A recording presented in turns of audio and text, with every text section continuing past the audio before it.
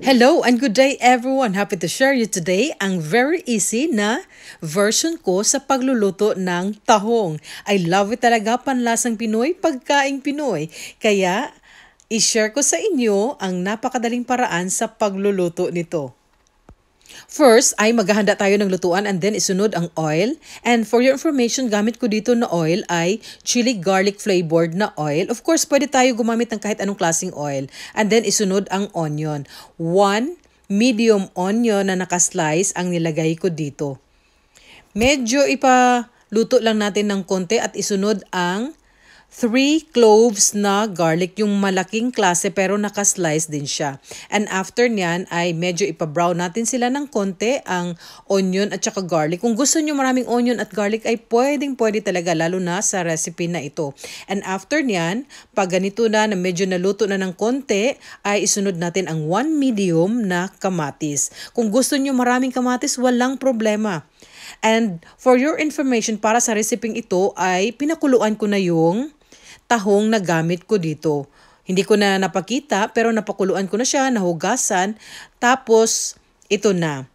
Naka-open na tahong while nagpapakulo ka ay yun yung okay na okay. Yun namang hindi naka-open ay tinatapon ko. Ayan. Napakadaling gawin lamang talaga ng recipe na ito. After napakuluan, ilagay dito. And then maglalagay na tayo ng soy sauce. 2 tablespoons na soy sauce, depende sa dami ng tahong yung lulutuin natin. And then, optional lang ito, paprika powder, 1 teaspoon. And then, 1 teaspoon din na pamintang durog. Pwede wala, pwede meron, pero ito yung aking recipe. Ayan. Napakasarap talaga nito. At napakadaling gawin at lalong-lalo na pag nandito ka sa ibang bansa ay hinahanap-hanap mo yung ganitong klaseng mga tahong, lalong-lalo na minsan lang may tinda dito sa mga discounter or sa mga market. Kaya ang saya ko talaga nang nakakita ng tahong na tinda. And this recipe ay nagdagdag ako ng Knorr powder na half lang sa teaspoon, kagaya ng Magic Sarap sa atin sa Pilipinas, at para dagdag aroma at lasa at yung medyo anghang ay nagdagdag din ako ng pepperoni. Tawag nila dito yung siling anghang.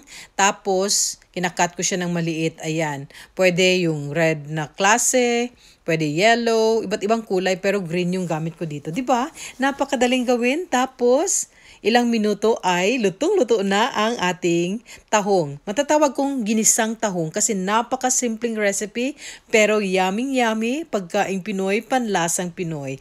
Sana ay nagustuhan ninyo ang napakasimpleng recipe for today na ginisang tahong or tahong recipe. Kung gusto ninyo mag-add ng toppings kagaya ng spring onions ay pwedeng-pwede. Depende talaga sa gusto natin. 'Di ba? Napakadaling gawin at yummy talaga. Walang katulad pagkaing Pinoy.